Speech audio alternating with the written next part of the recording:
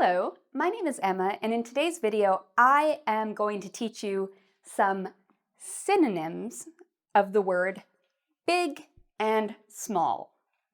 So what's a synonym? We use synonyms a lot in English. A synonym is another word that means the same thing.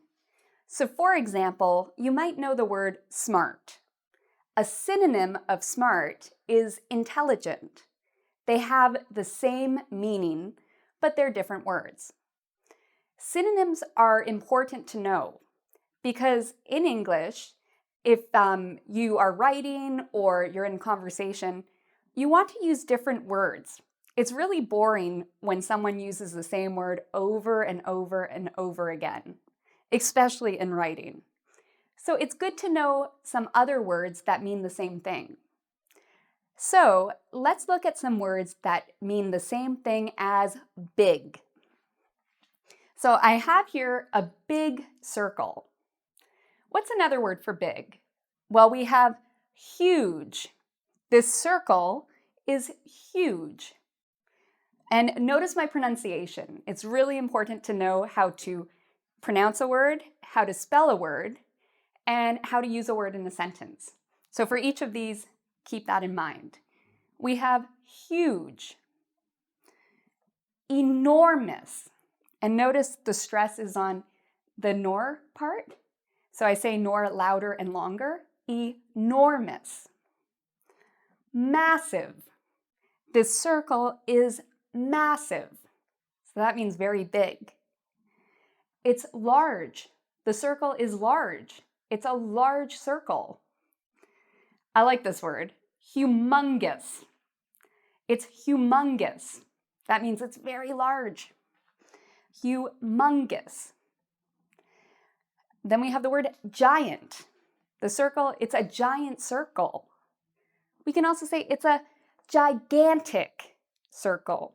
And again, notice the stress or the part we say louder and longer is on the gan. So gigantic. And I also have one other word here, macro. We don't usually use macro like we use these other words, but macro means big. So when you're reading and you see the word macro, a lot of the times we use macro in academics. It means large or big. So you might read something about the macro economy. This means the large scale economy. Okay, so macro just is another way to say big, but we don't usually use it in conversation. So now let's look at the opposite of big, which is small. What are some synonyms that mean small? Well, we have little. Little. This is a little circle. We have mini. Tiny. Micro. Micro is the opposite of macro. It means a very small scale.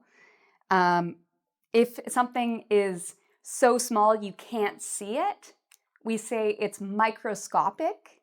It's too small to see. And then we have miniature. And notice the pronunciation of the TU. It's miniature. Ch. It has a ch sound. Miniature. Okay.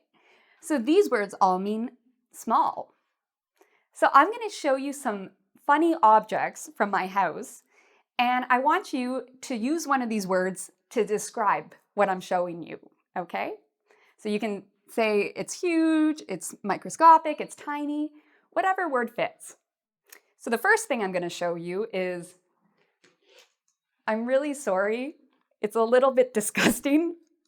It's a giant cockroach. If I saw this on my wall at home, I think I would have a heart attack. This is my nightmare, having something like this on a wall. Ugh. So what word can you use to describe this? You can say it's a huge cockroach. It's a massive cockroach. It's a large cockroach. And again, I'm sorry if you're afraid of cockroaches, but if you ever see one, this is how you can describe it.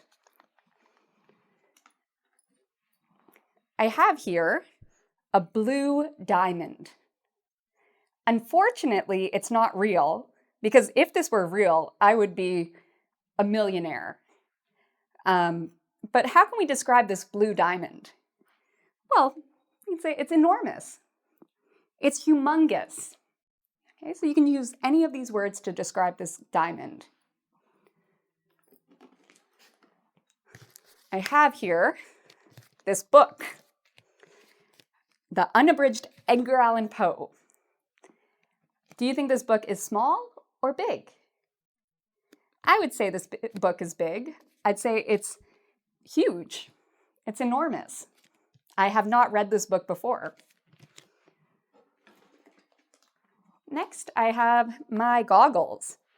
When I put them on my face, they're massive on me. They're humongous. They're quite large. So these are goggles. Okay, now let's look at some things that are small. And again, I want you to use any of the words on the board to talk about these small objects. So I have this. Can you guess what this is? It's actually a very small boat or canoe. So which word can we say for this? We can say it's miniature. It's a miniature canoe. It's a mini canoe. It's a tiny canoe.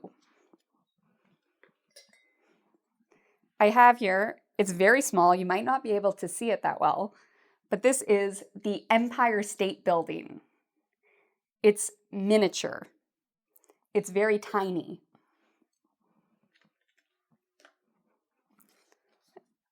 This is one of my trophies. It's a very small trophy.